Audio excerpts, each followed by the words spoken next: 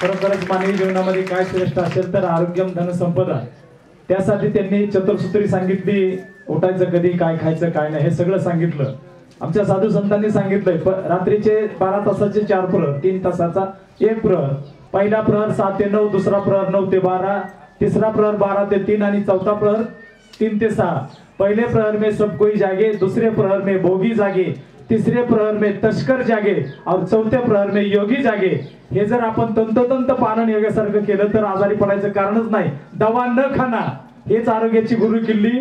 मी सुद्धा एका डॉक्टरचा बाप आहे, परंतु दवा न खाना हेच खरं आरोग्य आहे.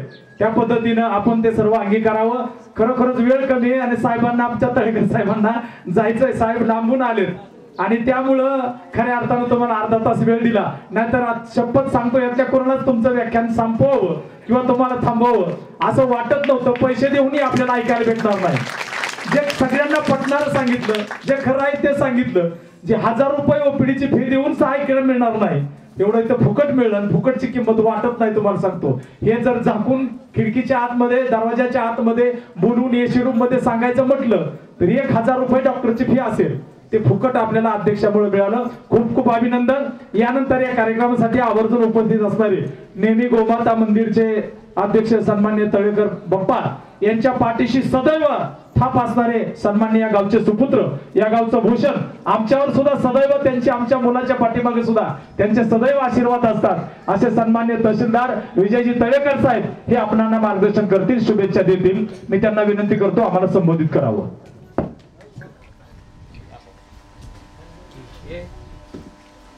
नमस्कार. गोमाता मंदिर केम या ठिकाणी आज राष्ट्रमाता, राजमाता जिजाऊ मासाहेब आणि युवकांचे प्रेरणास्थान स्वामी विवेकानंद यांच्या जयंतीनिमित्त मला वाटते बाप्पा कितवं वर्ष आता आहे, सलग 5व्या वर्षी या दोघांच्या जे भारताचे नव्हे तर जगाचे आदर्श आहेत अशा मा जिजाऊ आणि स्वामी विवेकानंद यांच्या जयंतीनिमित्त खरोखरच छान उपक्रम या ठिकाणी आयोजित केला जातो. आजच्या या कार्यक्रमानिमित्त उपस्थित असलेल्या केम गावच्या प्रथम नागरिक सरपंच सारिका कोरे मॅडम, उपसरपंच अनवरबी मुलांनी, या ठिकाणी माझ्याबरोबर उपस्थित असलेले स्टेजवरील प्राध्यापक रवी सुरवशे, आपल्या गावचे जावायचे ते, त्यांचे बंधूही माझे चांगले मित्र आहेत. त्यानंतर आवर्जून उपस्थित असलेले शेराल साहेब, कोरके साहेब जे आपल्या पोस्टचे अधीक्षक आहेत. उपस्थित मला वाटते मोनिका पिचेसकर ज्यांचं नव्यानेच निवड झालेली आहे लघुलेख म्हणून. कृषी अधिकारी मॅडम आपण टेंभुर्णीला आहात, तुमचंही खरं तर स्वागत आहे. आणि ज्यांचं आपण छानपैकी असं व्याख्यान आता आयोजित ऐकलं सर्वांनी, खरं तर मी बोलायची गरज नव्हती, त्यांनाच ऐकायची आपल्याला सगळ्यांना गरज आहे, असे डॉक्टर प्रताप कदम डॉक्टर आणि त्यांच्या सौभाग्यवती डॉक्टर. या ठिकाणी खरं तर आजचा हा कार्यक्रम जसा लहान मुलांसाठी आवश्यक आहे तसाच आपल्या सर्वांसाठी, म्हणजे लहान तरुण वयस्कर बुजुर्ग सर्वांसाठी आवश्यक कार्यक्रम आहे. खरं तर डॉक्टरांचं ज्यावेळेस मी व्याख्यान ऐकलं त्यावेळेस माझ्या लक्षात आलं की हा खरं तर सगळ्यांचाच कार्यक्रम आहे. सुरुवातीला वाटलं होतं की मुलांच्या स्पर्धा आयोजित केलेल्या आहेत, ह्या दोघांकडून आजच्या या भावी पिढींना प्रेरणा मिळणं गरजेचं आहे. आणि त्याचबरोबर डॉक्टरांनी जे बोलत 3 ते 4 गोष्टी सांगितल्या त्या मनावरती कोरल्या गेल्या. ब्रह्ममुहूर्तावरती उठा हे तर आपल्याला सर्वांनी सांगितलेलं आहे, शिकवलेलं आहे. जो सगळ्यात अगोदर उठल तो सगळ्यात जास्त प्रगती करेल. मग शारीरिक दृष्ट्या करेल, बौद्धिक दृष्ट्या करेल, शैक्षणिक दृष्ट्या करेल आणि सामाजिक दृष्ट्या पण करेल. पण त्याचबरोबर त्यांनी जे सांगितलं की प्राण्यांची आपली तुलना जी केली की प्राण्यांना कधी दात घासताना बघितलेला आहे का? साहजिक प्रश्न आहे, कधीच नाही. त्यांना कुठल्या डॉक्टरकडे जायची गरज पडली का? कधीच नाही. त्यांना दाताचे आजार झालेत का? नाही. दात किडलेत का? कधीच नाही.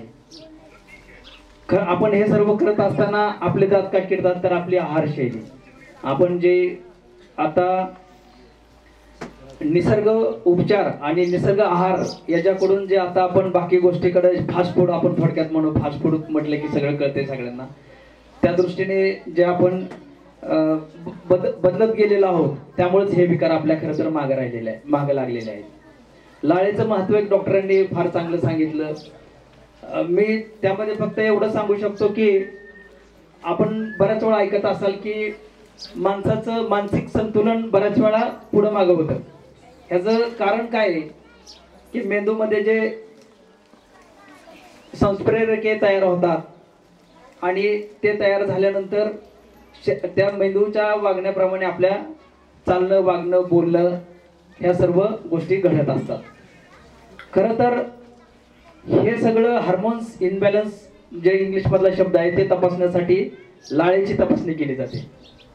डॉक्टरांनी जे लाळेचं उदाहरण सांगितलं त्यावरून माझ्या लक्षात आलं की डॉक्टर बऱ्याच वेळा ज्या मोठ्या डॉक्टरांकडे गेला आणि एखाद्या वेळेस म्हटलं की तुमच्या वयामानाप्रमाणे किंवा याच्याप्रमाणे तुमचे हार्मोन्स कमी जास्त व्हायला लागलेले आहेत, तर ते तपासायचं असेल तर लाळेची तपासणी केली जाते.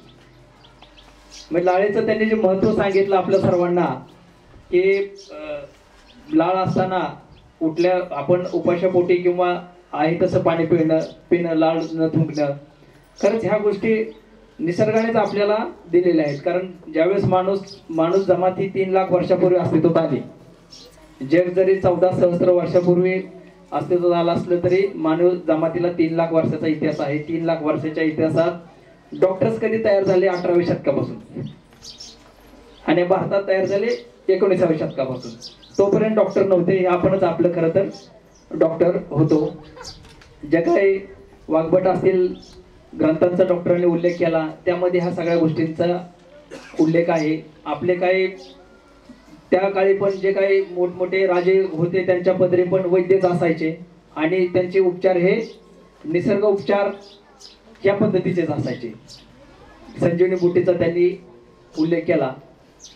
त्याचबरोबर मला आणखी एक पटलेली गोष्ट म्हणजे बरेचसे आजार आणि व्याधी टाळायचे असतील तर सूर्यास्ताच्या आधी भोजन घेणं गरजेचं आहे.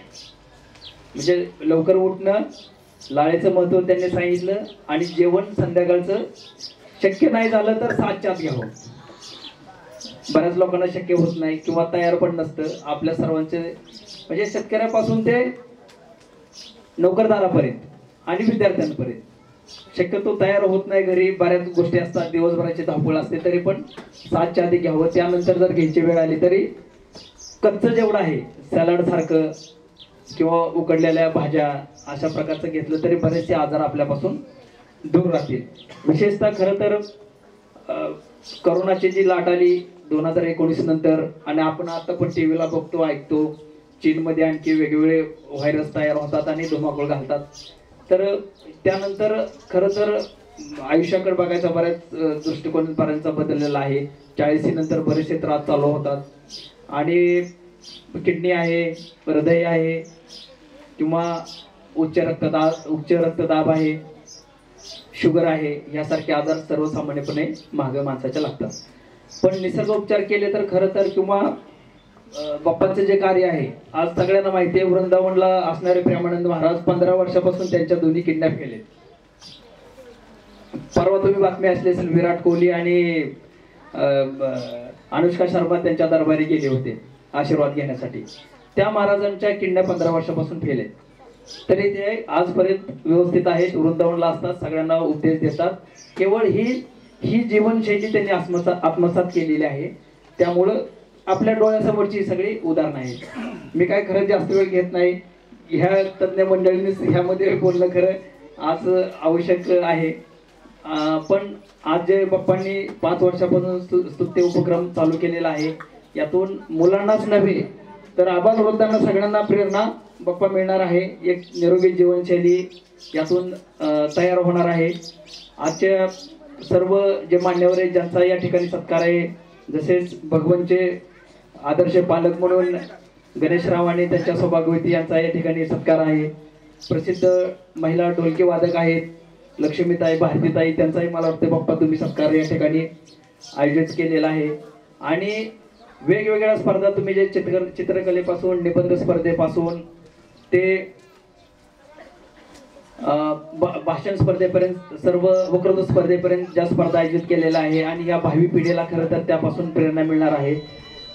त्यांच्यातले तुम्ही भाग घेतलेल्या सर्वांचे मी खरं तर अभिनंदन व्यक्त करतो। नंबर येणं न येणं हा भाग वेगळा आहे, पण भाग येणं हे फार महत्त्वाचं आहे। तुम्ही जर भाग घ्यायला शिकला तरच तुमच्या भविष्यात नंबर येणार आहेत। आज कुणाचा नाही मिळाला त्याला तर आपण तुमच्या क्लासमध्ये किती मुलं असतील? एका क्लासमध्ये साधारणतः 30-40-50 मुलं असतील, पण त्यापैकी तुम्ही मला वाटतं 4-5 जणच या ठिकाणी भाग घ्यायला आलेले आहेत। जोपर्यंत तुम्ही भाग घेत नाही तोपर्यंत तुम्ही पुढे नंबर येण्यासाठी किंवा प्रावीण्य मिळवण्यासाठी तयार होणार नाही। लक्षात घ्या, सहभाग घेणं हे पण फार महत्त्वाचं आहे। आजच्या या कार्यक्रमाला खरंच गावातून प्रचंड उत्कृष्ट प्रतिसाद आहे। बाप्पांचं प्रेम आणि निरोगी जीवनशैली ज्यांना आवश्यक आहे अशा सर्वांनी या ठिकाणी उपस्थित राहिले। खरंच मी पण तुमचं अभिनंदन व्यक्त करतो आणि या ठिकाणी बाप्पांनी बोलवलं आणि 2 शब्द बोलायची संधी दिली, त्यांचे आभार व्यक्त करतो आणि थांबतो। जय हिंद, जय महाराष्ट्र। धन्यवाद साहेब। बाप्पांचा नाही हा आपलाच कार्यक्रम आहे। तुम्ही